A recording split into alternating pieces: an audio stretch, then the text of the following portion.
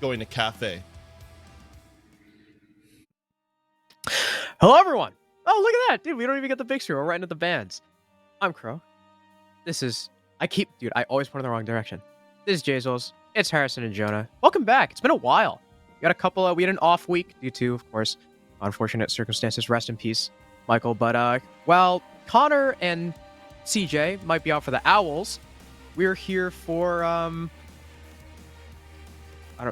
The Panik. the anxiety, I guess. I don't know.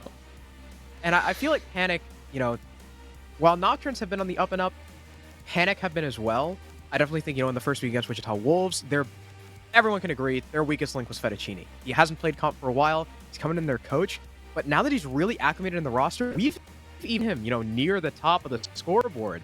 And now that he's really found his place in the roster and going to Cafe, a map that Nocturnes just played last week, I got to give the edge to PG. I don't know how I feel about my prediction. I'm not as sure as I was, you know, coming into the day as maybe I was coming into yesterday. I mean, Nocturne's performance yesterday was really, really strong. And yes, they played Cafe, and theoretically, Panik had the perfect opportunity to see exactly what they're dealing with here on Cafe. But I don't know. I think this one is going to be closer than I may have initially thought. But of course, I'm going to be sticking to my guns. I still think Panik Gaming will have the edge. Now, we're through our operator bans here, Harrison, so we know kind of what Cafe we're dealing with here, and we're not going to have the Lion, which is more of an unusual ban here on this map. But as far as the rest of the operator bans goes, the Thatcher, the Wamai, and the Mira, those are pretty common stuff, especially the Wamai, considering his recent buff receiving 2 of those magnets actually back into his pocket after having them removed several months back. He's going to return to that extremely powerful form that we saw him in not too long ago. Yeah. Thank God they did not give him the shield back, so we don't have to deal with that again. But like you said, having more disc at his disposal puts him, I'd say, a little bit above, depending on the position. You know, sometimes now, instead of where you'd normally put a Jaeger, sometimes you can substitute a Wamai just because he's got so many more.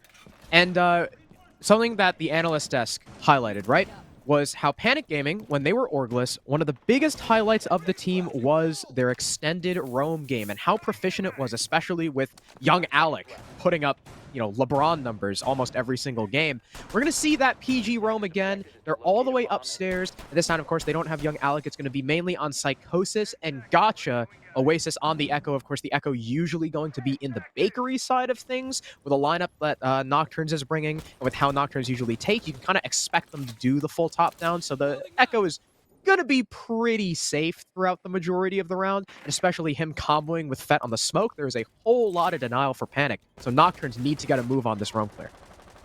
Yeah, they're going to have to get this one started as soon as possible. They're going to have to deal with Psychosis right off the bat. The Mozzie, who's playing on the white stairs at the moment, but he's not playing too actively on this top floor, just sitting back in a more passive position, likely just playing there to shoot out a couple of drones as they work their way down the White Hall. One of those, of course, is the Yana clone itself. He'll take that out before falling back downstairs to join his teammate of Gotcha, who will also be assisting on this roam. Now, with 60 seconds gone here, this roam clear for Nocturnes has already been pretty successful. It just comes down to how long they are going to take in removing the rest of this presence on this map and taking this second floor. They're not going to have to remove it themselves, as Panik will actually just drop down the hatch and move out before any Nocturnes players could really begin to pressure them. And in this maneuver, you can see kind of the intent that Panik Gaming are having, at least in this map right now. They're not trying to get overly aggressive. They're trying to, yes,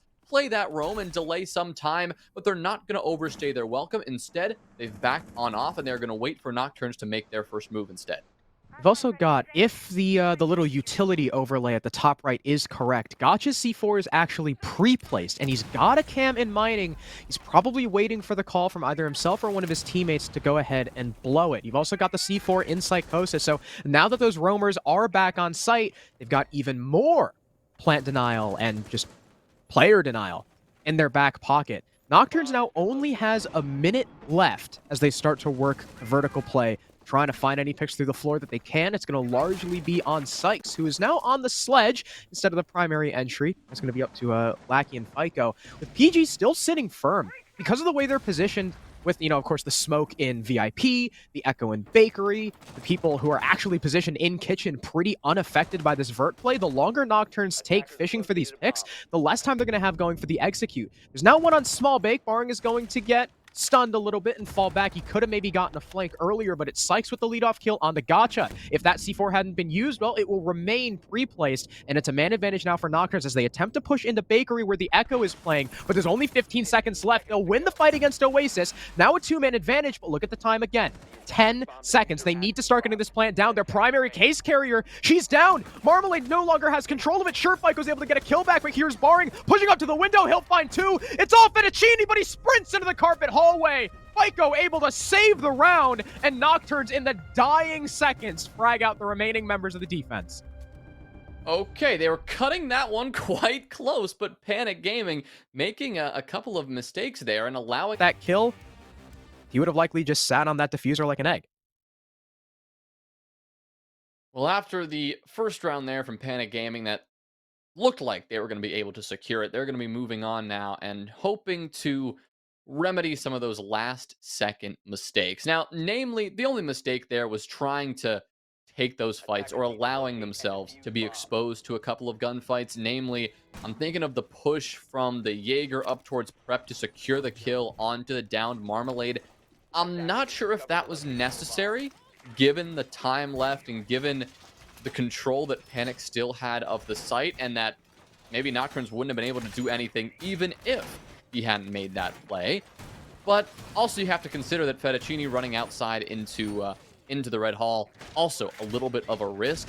They didn't have a ton of control to work with, so at some point they were going to have to take a gunfight, but in those situations, you look hindsight 2020, I suppose, and you look back and say, oh, well, maybe you could have, hidden behind the bar for a couple of seconds. Maybe you could have played a little bit more passive, but not getting caught up in the last round too much. We can move on to this bar and cocktail defense that Panik Gaming are now trying to manufacture, and we can see exactly what changes they're going to make to remedy those very mistakes. At least in terms of their operator selection, they are going to be changing things up just a little bit here. Psychosis switching off from the Mozzie and pulling out the Jaeger instead, and we're also going to see the Goyo now from Oasis. And they're no longer bringing smoke either. Fetch swapped off that onto the Aruni. So Panik are putting a little bit more emphasis, less on the offsite play, more on the utility play. And I do respect the decision because, as we saw in the previous round, despite there not really being a lot of utility dedicated to that roam other than, a couple Mozzie pets to stop drones, Nocturnes took a very, very long time. If Panik had a little bit more utility set on the site, a little bit more facing forward to stop the attack in its tracks, they could have probably wound the time down even lower, and that is unfortunate for Nocturnes. Marmalade going for the burn on the Goyo shield, and Pixel exposes herself just enough for Psychosis to get a headshot, not only killing a primary sense of burn and dropping case, but also taking out the only hard breacher. And on a site like Bar and Cocktail, hard breach is not, the be-all, end-all necessarily of a successful attack, but it is very, very helpful. Don't get me wrong. You can open up a couple of additional angles, especially when you're pushing in from that piano side, the exact angle that it seems that Nocturnes were attempting to push from initially. Now, we may see them pivot a little bit because of the loss of that primary hard breacher. Now they may want to start rethinking things and maybe approach things from the cocktail side. But right now, with this IQ from below, Fico trying to take care of this utility, it does seem that their intents remain clear. It's still going to be a piano-focused attack. Fico struggling with whatever gadget he's trying to shoot out from below, and the rest of the team struggling to make any sort of headway here. Stuck in Cigar at the moment. You can see Lackey caught between those Aruni gates. At least they'll have some sort of semblance of control now that Gotcha is caught running away, but he will escape,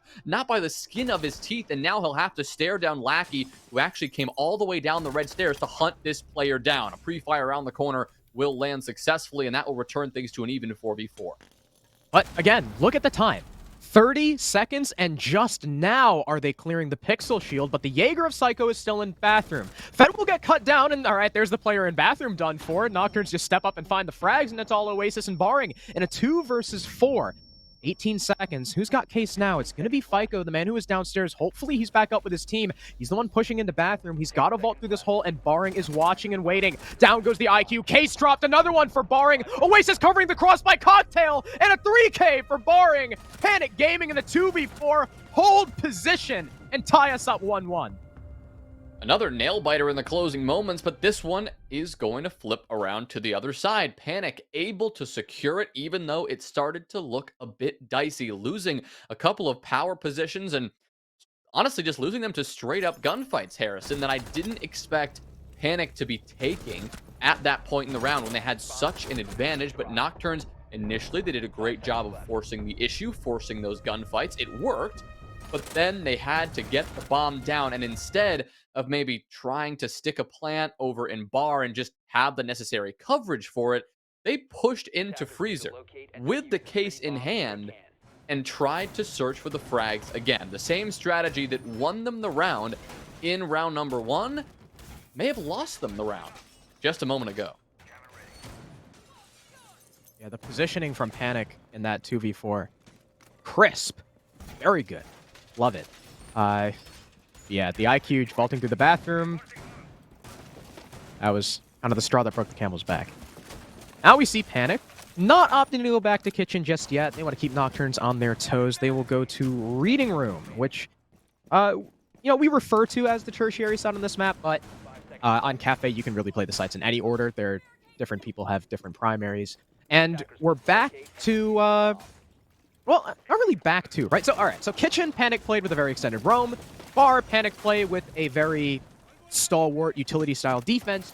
And usually the way reading room goes is it's kind of a blend of the two, right? You have to hold people up in Cocktail, but you're not really going to fall off of Cocktail as quickly as you would a standard roam. So you dedicate utility up there, bulletproof cams, ADSs, shields, even a castle being brought out.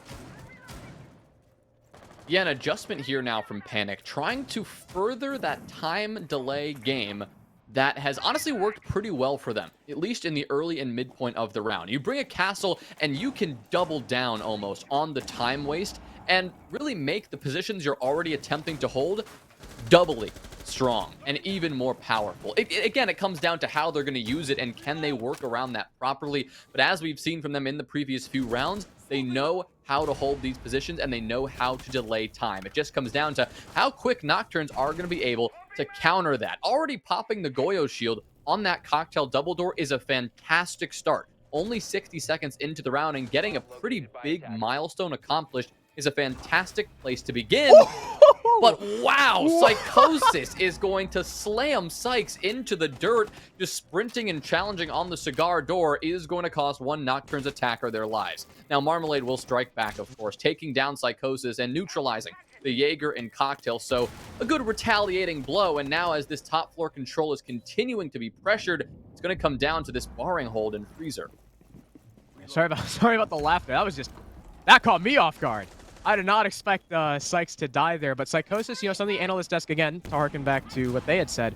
Something that they had said is that Psychosis, a lot of his injury deaths have been on the defense, but so far in this match in particular, he has been stepping up. He got the opening kick, and not only was that an opening kill, but it's an opening kill on the sledge of all operators, and on a site like Reading, that is oh so important. Now, luckily for Nocturnes, they do still have breaching charges with Lackey, maybe on Exot. I don't know if he's bringing breaches or flashes at this point. But the man count is even. And once again, 40 seconds left in a 4v4. And Nocturnes have really not flushed out any of these default anchor positions. You see Panik Gaming very comfortable in the site.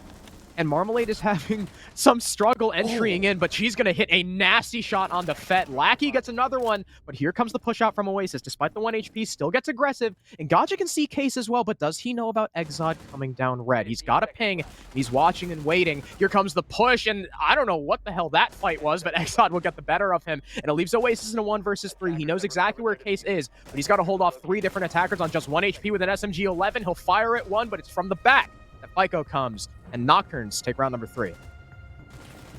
A great round from Nocturnes overall, but we're seeing them struggle with similar components of this Panik Gaming defense now, honestly, 3 rounds in a row. Every single round so far with 15 seconds or less to go, they have dropped the diffuser. Now, this isn't necessarily the worst thing in the world. You expect to lose players in those final engagements and the chaos that is generally that 15-second execute, but seeing them lose case control with so little time, so consistently now, is a little bit concerning, right? They're not maybe protecting their case carrier enough. Maybe they don't have somebody playing close enough on that support to get the trade. I mean, either way, they're able to take that round. So more power to them. They held the advantage. They won their gunfights for the most part. And even though they dropped the case, it was a 3 versus 1. Oasis had 1 HP and only an SMG-11 to fight against 3 players pushing him at the same time. There's not much Oasis can do there. Nocturns knew that. But if Panik can figure out how to exploit the Nocturnes issues they're having right now just a little bit better, I think that is where they're going to find a bit more success. We saw them lean into the time waste game a little bit more, given that they've seen Nocturnes already struggling with that a little, but now they need to give in a little bit more to the lack of trades coming out from this Nocturnes attack. Maybe a little bit to individual positions from this attacking teams, not playing close enough off a teammate. Just a couple of momentary mistakes in this attack. Panik not quite capitalizing just enough yet. Yeah, Panik, when the time gets that low and they see that they drop case, it's like Panik gets a little bit too ahead of themselves and they start peeking. They just start peeking. Nocturnes catch them. We saw it on round 1. We just saw it on round 3 when several people tried peeking into Pillar. Lost their lives. I do like this change from Panik. They're doing the same roam, but they don't have a Valkyrie. They've got less intel for themselves, but they are having a mute, so it'll be a little bit more time waste on the attack as it takes longer to find said roamers. I like the adjustment. Panik's own intel has not been the issue, and this will waste even more time. And they didn't even have a mute last time, and it took Nocturnes, what, till 15 seconds to make the shift into Bakery? Yeah, I mean, consistent element, like I was talking about, this time that Nocturnes are taking to make those shifts, like you just said, Harrison, those shifts into the executes. Right now, it's not being punished, and Nocturnes are free to go about their merry way and continue this their pattern that they've been working with so far, but could get out of control if they don't rein that in quickly. But in this round, 90 seconds to go, and Nocturnes are successfully reining in map control for the most part, but Panik have a bit more intel than Nocturnes may have expected. Whoa. Bad throw from Psychosis there will waste his Nitro Cell, and he'll wish he had that one back for later, especially with a site that depends so much on vertical control. And with that, everyone else is going to start to fall back. Panik are going to return to this objective and start to realize that Nocturnes may begin pressuring the site at any moment now. With second floor control and the vertical play now well underway, assisted by the breaching hammer of Sykes' sledge, and now with the freezer hatch likely to be Marmalade's next target, you've got a lot to worry about if you're Panik. Thankfully, you've got all 5 players to help you defend this site. Yeah, I like the decision from Panik to fall off because, I mean, at that point, they had wasted 2 minutes, and they do not want to deal with the unstoppable tide of players coming at them on the roam clear. Bika will be the first one to drop, though. Barring coming up red stairs, catches the IQ unaware. Now you have less tools to deal with those echo drones that Oasis has in pocket. But Barring can now also come back down the stairs to assist that red hold. Now that they know they're also trying to pressure Bakery, the defense will rotate their smoke as Barring gets another onto Marmalade. And what do you know, Jonah? Case has been dropped. In comes the Zoe. She's going to die. Psychosis gets another. Barring gets a third. And Panik Gaming take round number 4. Really just off the adjustment. Yeah, the whole way through that felt like a Panik round. It was the time waste and it was their adjustment back to site that really never left a doubt in our minds. Nocturnes, for the first time, they really struggled to get into the building, especially, well, at least to get on that first floor. We didn't see them have much trouble taking that third floor control, taking that second floor control. But when it came to pushing into Big Bakery, something that it seemed they put a lot of stock into and they assigned to one of their fraggers, they couldn't get that done at all. And that's because Panik Gaming not only did such a good job on the time waste on their roam, but just on that Bakery double door, they locked that down, using those toxic smokes, not to delay the execute coming from the freezer side or coming from the red stairs, but to delay anybody from walking into Big Bakery. Knowing how important that power position would be, it was Oasis on the Echo. It was, I think it was Fed again playing on that smoke, just repeatedly covering that Big Bakery door and not letting a single player walk in. They were being flashed, they were being stunned, they were being pressured, but it didn't matter. They locked that power position down, did not let Nocturns get that foothold that they had used to take the previous round and get so frag heavy. Yeah, Panik, more reserved, I think is how I would call that. Well, everyone was more reserved except Barring. Barring extending further, and I think it was just Barring's timing was a lot better. So all in all, again, just massive improvements all around from Panik. Barring also with a big 3K on the Jaeger. Well done to him, and the score is tied up. And Panik won a site that they had lost previously, and they get to go back to Bar, which, okay, they won it last time, but it was a 2v4. Sure, they played the 2v4 very well, but that's still not a very, solid method of being like, yeah, we can definitely take this site again, because it had to come down to a clutch. So hopefully Panik, again, they wasted a whole lot of time. Once the attack started moving into Piano, Panik got a little bit peak heavy, but this time they've completely changed up the strat, and they're looking to hold down Piano with all their might. And Barring will get the lead-off kill onto Marmalade, who is repelling Heaven with really no support. No one else is set up for the cocktail clear yet. Nocturne's skipping a couple of steps again and not playing close enough and together. Jonah. She dropped Case.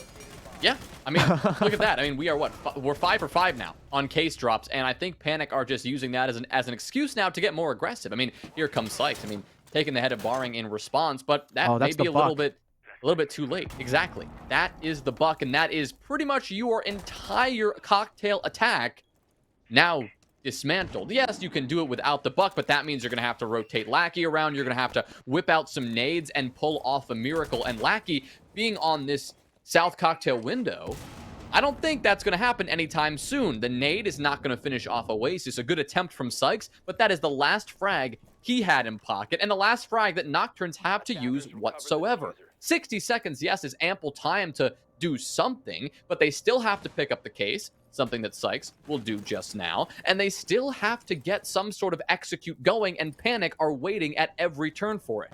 And they've got two people on these repels. Well, Lackey will come off of it, but now Sykes is the one with the case, and he's stuck on the Heaven repel. As Exod drops the hatch, Gotcha gets hit by his air jab, so that is a freebie for the Nomad. But again, the struggle is getting this case player in the building, and now your only player on the balcony goes down. Fett gets another, and Psychosis gets his second. Panik lock it out as Nocturnes try for a last-ditch attempt to execute in, and now they will take the lead 3-2. Yeah, it looks like they're overexcited. When the time starts running low and they know Nocturnes have to make a play, they sit and they wait. And that's how you got to play. You got to play the patient game against these guys, because if you give them the fights, Nocturnes will be happy to take it. But Panik are not letting that happen. Now they lead 3-2. Now, of course, Cafe, we usually expect to be either even or 4-2 for the defense. So no matter what happens in this next round, both teams are still in pretty good standing going to the second half. Well, here on Reading in Fireplace, a site that Nocturnes were able to take successfully last time, I suppose you could say. It's Panik's turn to make some more adjustments, at least on this particular site. Now, in terms of this defensive lineup, the only change we're seeing is Oasis sticking the mute here and dealing away with the Aruni, which I feel like we may have seen last time on this site. Although I could be mistaken, because Barring with the castle, that was a consistent element here. You had those Goyo shields, you had the Valk, which has been a very consistent element of this Panik defense. So as far as this change go, maybe we'll see it simply in the way that they're going to play. We saw them successfully get a couple opening picks on this top floor, but ever since that opening blow, Nocturnes pretty much dismantled that top floor hold with relative ease. Everyone on Panik, they fell away pretty quickly, and Yeah. well, Nocturns had the vertical control, and they had the time to make as many adjustments as they needed to get a proper execute going. So Oh! maybe for Panik here, they're going to try to remedy things, and What? Wait. probably just a spectator glitch Oh, is it there, or jammed? a misclick? No? There might be a mute jammer on it. Do you think he was genuinely trying to go for the hot breach? Yeah. Yeah, I mean, actually, I don't nobody's know. there. Yeah, maybe it was a misclick. Man, I was so excited too. Well, would have been good. I was so excited to see that from Blackie, but yeah, alas, it's not going to happen. They will open the castle barricade, and now they're going for the red control as well as they've got 3 people on the roof right now. Are they planning? I wonder if they're planning to hop down Skylight. Well, Marmalade, one of those people on said Skylight, will get the first pick onto Barring. He's been an absolute menace for Panik Gaming so far, but he won't have any impact in this round, at least not in the kill feed. Well, here comes C4. That's going to be ripped by Gotcha? Throwing that one outside, and Exot is not going to take any bit of damage there. Maybe he'll be confused because the C4 didn't catch him out, so he'll flash himself instead. So making sure that some impact can be felt by that Nitro Cell. But right now, Nocturnes still have all of this advantage on their side, right? They've got the man advantage after taking down Barring, removing this top frag from Panik, who, despite sticking on mostly supporting roles, has found 10 frags so far. It's very impressive. He'll be out of this fight and not able to deal with this Nocturne's attack any longer. But Gotcha's trying to make a big move here. He'll shoot out that air jab, possibly communicating his position, but I don't see Nocturne stepping up and trying to make a play. Gotcha is going to turn around and start to look at a wall, freeing up Lackey to spin around and shoot him in the back. That's going to be very easy for him. Now Marmalade's on a double kill, leaving Psychosis alone, who gets fried in the end by Exot. A quick turn of events, but Nocturnes pulling that one out. All of a sudden, Panik just give up control of the site and lose their lives one by one. That was an odd round from Panik. It started with the opening pick on the Barring. I'm not quite sure where he was playing. Maybe in Freezer to get caught out by the Skylight. Gotcha completely messing up the flank. So he shot the air jab and sprinted into piano. I thought he could see Lackey in bathroom because the wall was open, and I don't know if it was just like the spectator, like the outline, kind of screwing with my eyes, but it looked like Gotcha could see him, and instead just sprinted in the complete wrong direction. I'm not quite sure why he would opt to try and go long bar rather than white side, but I digress. And the other 2 players were just caught off site. I mean, that was just through and through Nocturnes being given the fights and taking them and winning them, as we've seen Nocturnes do time and time again when Panik allows them. So it's a 3-3 half. You know, not too worried for either team. That can sometimes be the standard equation when it comes to Cafe, especially because it's normally defensive-sided, and it didn't look like Nocturnes were too hurt by the Lion ban, so it kind of evens out there. Nocturnes, though, they are going to start us off on bar. Only difference being they actually have someone playing downstairs this time, looking to probably make more of an impact than Gotcha did. Yeah, maybe trying to hold that a bit longer, not to mention wielding a C4, and you can actually get a frag this time. We didn't see much of a successful use of those Nitro Cells actually at all from Panik. I'm trying to rack my brain for any C4 kills we saw. I don't think we saw a single one, not in terms of denying a plant, not in terms of just shutting down an entry that maybe weren't aware of a pre-play C4, nothing in the way of the explosive success from Panik, and so now it seems that Nocturnes are trying to turn that in their favor. Now, it's going to be hard to do that without a Valkyrie. She is left up, and for some reason, Nocturnes aren't bringing her out, something they may regret later, but for now, with a pretty comprehensive operator selection that covers a wide variety of tasks, they should be okay for now. Theoretically, Sykes could nab a drone or two and add some sort of intel in that regard, but I guess time will tell if Nocturnes need more intel or are fine with what they have. As far as Panik is concerned, they still need a good bit of intel as to what they're dealing with. They're finally going to get Fett in the building and up here into Cigar and actually taking gunfights early and succeeding in doing so. Gotcha drops the Skylight, Barring swings in from heaven, and they're going for a quick take here. Fett will drop as it looks like Exod is able to get that down. But now Exod, caught on very low HP and stuck here in Bathroom, is now vulnerable to the Panik attackers who are sprinting in from everywhere. FICO, a successful Nitro Cell, but that's not going to stop Oasis from getting this plant down. He'll get off the plant, getting that kill onto Exod. A great refrag there, now sticking the plant to lock this site down for good. Both FICO and Lackey going for this retake, returning from the second floor. Lackey unsuccessful in that endeavor. Now it's going to be all up to FICO, who is shut down quickly by Psychosis. A great heads-up play from Panik, seizing out that opportunity, taking the site control when Nocturns let it slip away.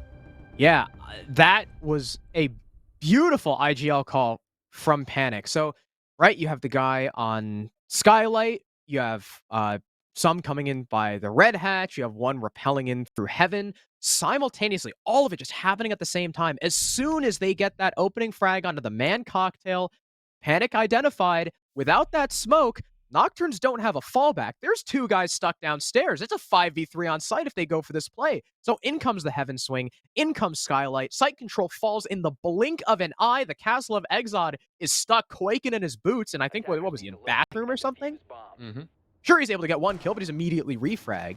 Oasis is getting the plant down, and I mean, sure, there was one C4 kill on the Fettuccine, no other C4 kill, because if you looked at the operators Nocturns were bringing, they didn't have a lot of intel for themselves. So I love the IGL call from Panik. That was probably, I think, you know, their IGL is still Gotcha. So if that was the brainchild of Gotcha, which I assume it to be, huge ups to him. And that was quite an impressive display of teamwork and, what do you call that? Cohesiveness. Yeah. Coordination, or another C word you can throw in the mix. Just great work overall. I mean, from Panik, that is textbook. That is textbook IGL work, and a really good call. And honestly, just goes to show that it is indeed important to have some intel working on your side for the defense. And oh my lord, Sykes. Well, he won't need intel to get that kill onto Oasis. He's not happy about that last round. Yeah, no, not happy at all. Wanting some sort of decisive response, and taking out Oasis, your primary hard breacher, is quite a statement to make early. Now, thankfully for Panik, they still have Gotcha. They still have a hard breacher to speak of, but not exactly a player they wanted to lose so early in this round. So we'll see how Panik adjusts to this one, but it's going to have to be pretty substantial, because losing a player like that early, not what you wanted to do. Panik are already moving in fast, though. Look at this. Psychosis tucking himself into Kochek, but they know about it. Well, there he goes. That was unfortunate. I was looking forward to a play, but FICO was wise to the position, and down goes your Iana, thanks to a well-placed C4. It's now a one-man disadvantage, or sorry, two-man disadvantage, as unfortunately C4s are not that tradable. Exod takes a lot of damage, I believe, from that nade, but he's not finished off, so he will continue to sit in VIP, or no, he'll actually dip all the way upstairs. Gotcha, in the meantime, has been trying to work on the bakery wall, but this could be dangerous as he is completely alone. Fet is upstairs, and Barring... I don't remember where Barring was. I think he was outside the restaurant window. So Gotcha is just kind of alone as Barring decides to crouch walk into reception. There's someone right next to him. He's got a ping, but he still loses the fight to Sykes. Now it's a 5v2. Panik are crumbling at the seams.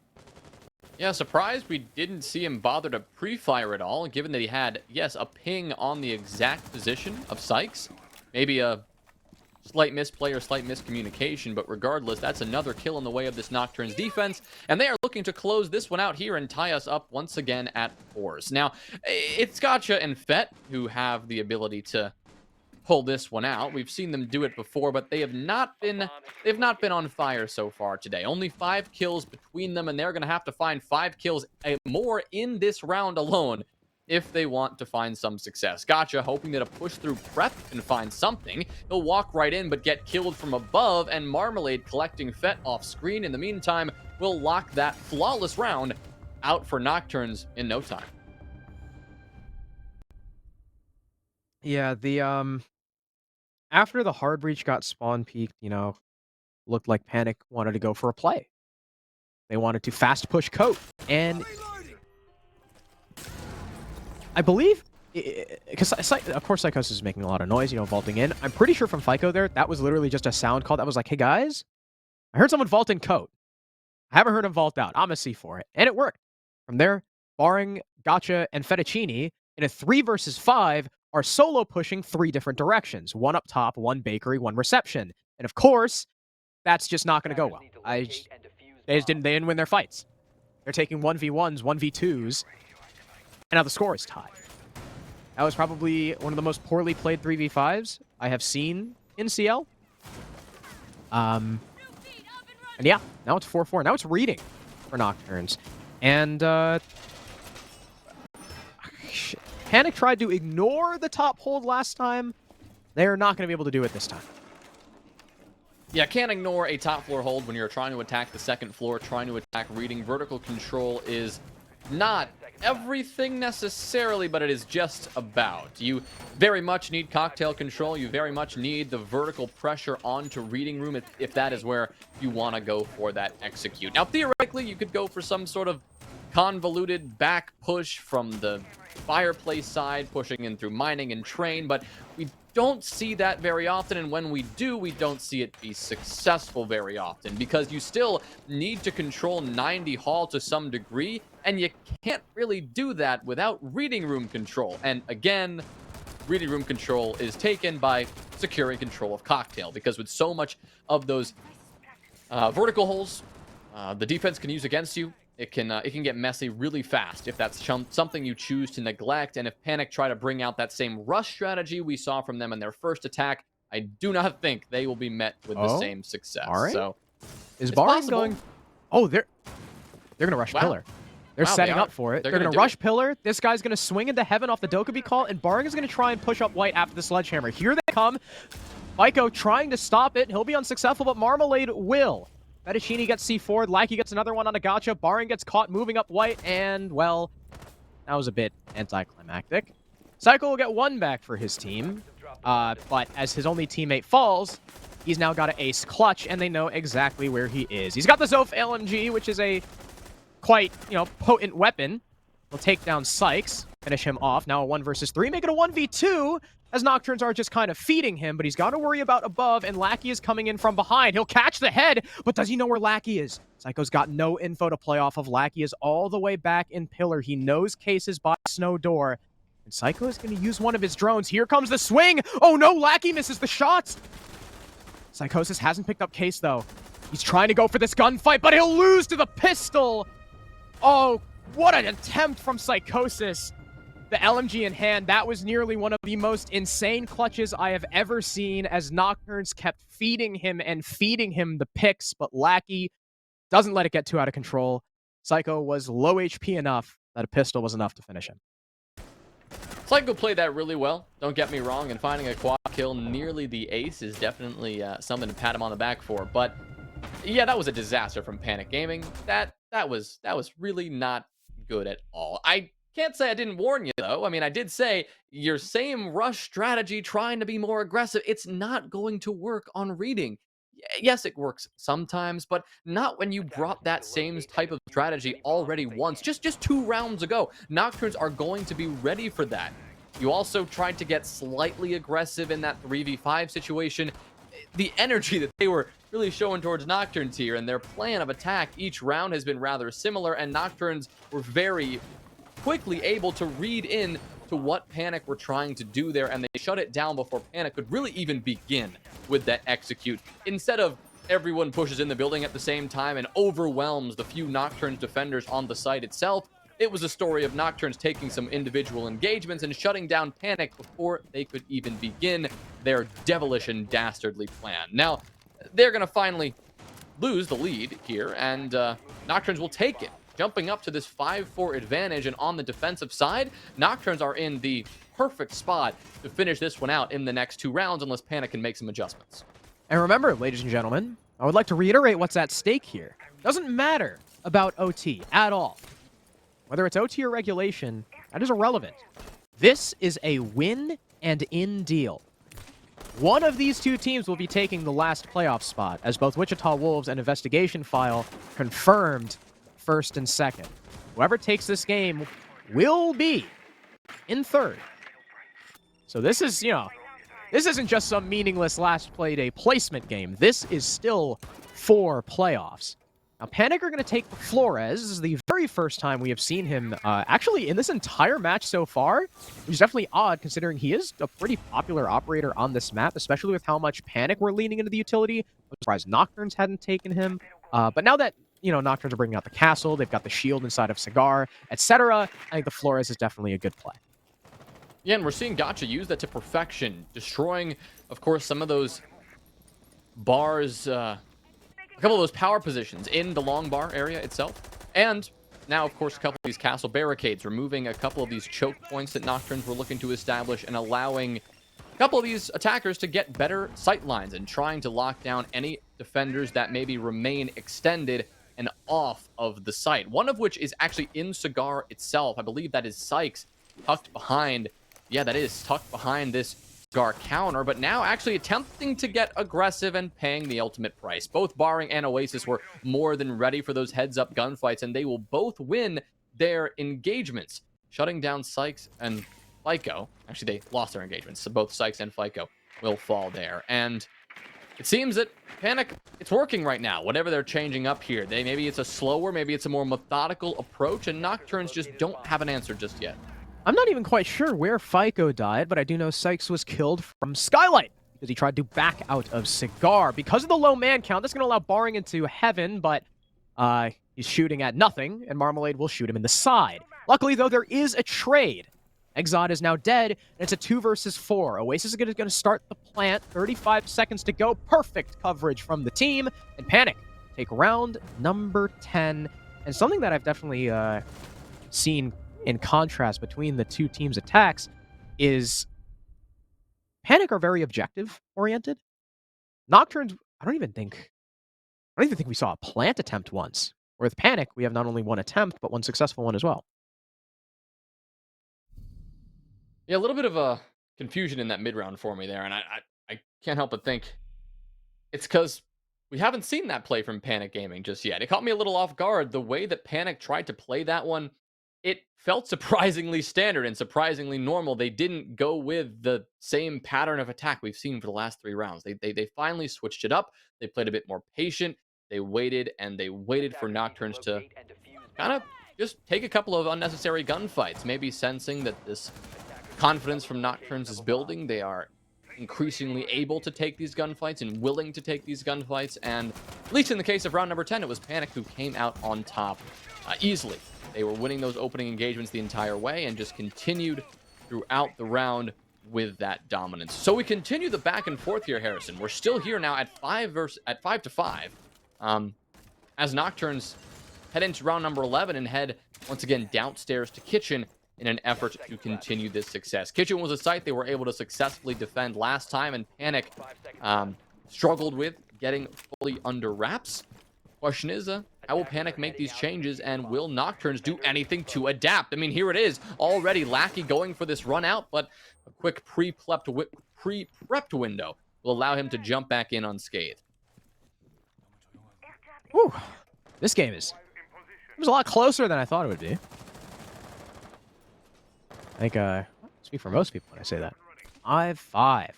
So, of course, last time Nocturnes defended Kitchen, Panik tried for an aggressive play. Now, luckily, their Hibana's not going to get spawn peaked.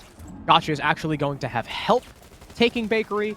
But once again, the issue remains of the top control. There is nobody from Panik currently tasked with clearing that. In fact, looks like they're just perfectly content with leaving them there. So should they try and push through prep? Should they try and push through Kitchen? If there's vert holes to meet them, this could be another successful round for Nocturnes. But of course, we have yet to see. A nade will go out, and it will fail to clear really anything. Actually, I think it got 1 battery, but FICO is still here, and there's no vert control, so you can't stop the bandit trick.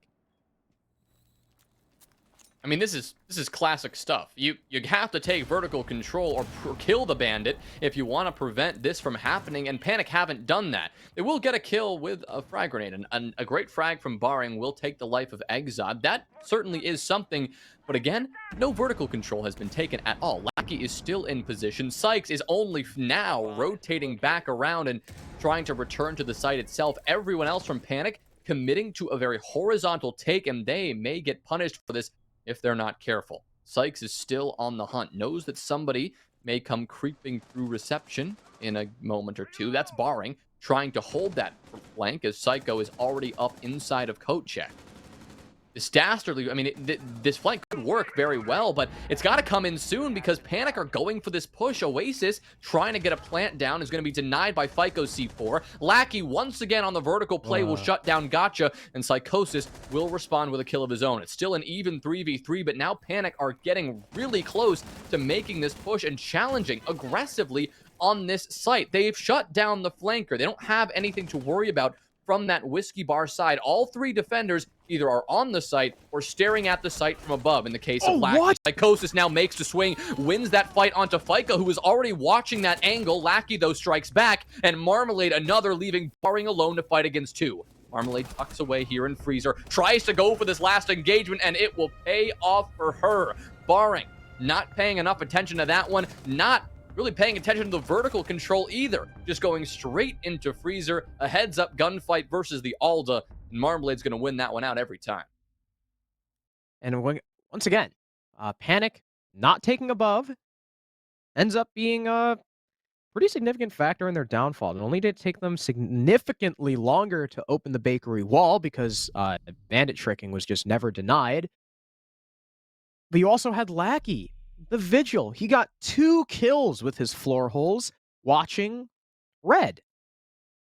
Psycho, sure, he was able to get 1 kill, was unable to actually push into the site to help his players. Lackey with the overwatch from above, probably one of the biggest factors in that round for Nocturns. And Panik, so far through both their kitchen attacks, they have just skipped that step. And for some reason, I just don't know why they didn't learn. Nocturns play the above. They play the vert holes. They have adequate coverage on every possible entrance into the site. That's why they won it again. And now, they lead 6-5. Unless Panik are able to take this site, and remember, it's reading. Panik could have something, completely different in store. We saw a rush, which is that's kind of a one-and-done thing. We haven't seen how Panik actually attack this. But if this round is unsuccessful, Panik lose the map. And not only do they lose the map, they lose their playoff spot. Harrison, I'm honestly a little bit concerned for Panik here, and that's because we haven't seen them, like you said, we haven't seen them go through their standard attack on this site. They tried to rush last time, but their play in the last round on Kitchen, yes, it was a different site. It doesn't give me a lot of confidence in their ability or their willingness to take the vertical control. I mean, taking vertical on a Kitchen site, especially when you're pushing from the big bakery and prep side, is as standard of an attack as it gets. And they avoided that. They were scared of that, and they didn't want to do it, and now they're going to pay the price. I mean, clearly, their vertical play, taking top down, is something they struggle with, as they're already going to lose Psychosis on the entry. A player who's had 13 kills, who's been so impactful thus far in this game, is not going to have an impact in the round that Panik's lives will hang in the balance. You now have to rely on the rest of your team, Barring included, who also has those 13 frags, but now you need to find a way to clear out this very strong top floor hold, now manifested here by Lackey, who's just running all over Cigar and forcing Panik to run all over the place. And Lackey's gonna drop. There's no one on the mining window, no one on the red stairs window. He's gonna get out of Cigar completely for free, and losing your Zoe, that's a lot of utility no longer available to the attack. A minute 40 left for Panik to finish their entire upstairs clear. There's even a train extension. So should Panik successfully clear out the top floor, if they don't deal with these train players and try and go for a reading plant, they're constantly going to have to watch their back and pillar. This is not something that they can just ignore like they've tried to, on Kitchen. It's going to be the Castle and the Alibi. 2 1.5s that they've got to go up against. They want to take into Cocktail, and they're taking way too much time, and they're losing way too many bodies. Sykes will land a nice shot, dropping Case and dropping the white player. I mean, sure, the Hard Breacher's job is done, but now your primary planter is dead, and you are at a 2-man disadvantage. And it looks like Barring might just try to walk down white. He doesn't have a drone ahead of him, but he wants to get aggressive.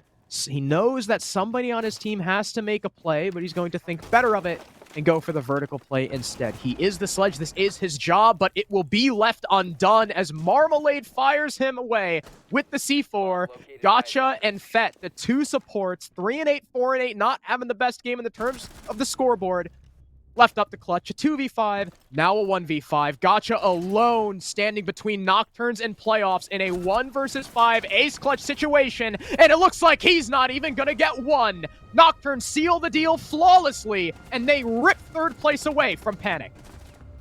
That is certainly a way to make a statement in the final round, and a great way to pave your path to the playoffs. They've made it. They're going to be in the playoffs for Stage 3, and they've got a shot at making it all the way. A long road ahead for sure, but a fantastic final performance in the regular season in this group stage to move ahead with confidence